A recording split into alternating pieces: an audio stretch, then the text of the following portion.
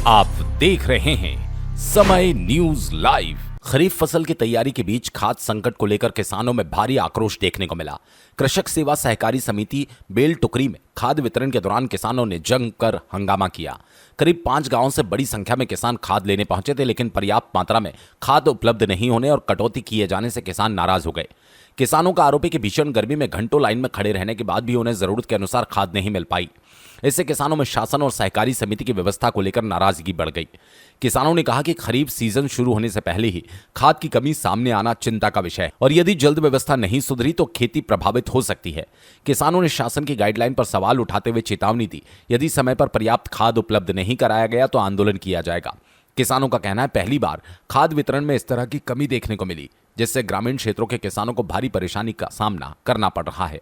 मौके पर मौजूद किसानों ने प्रशासन से जल्द खाद की पर्याप्त आपूर्ति सुनिश्चित करने की मांग की।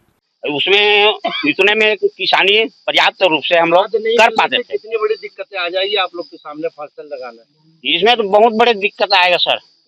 किसान हम लोग किसानी कर ही नहीं पाएंगे। 3 बोरा में 3 एकड़ जैसे रकबा किसान के पास, उसमें 1 बोरा डीएपी और 1 बोरा यूरिया ही मिलेगा तो क्या कर पाएंगे किसान।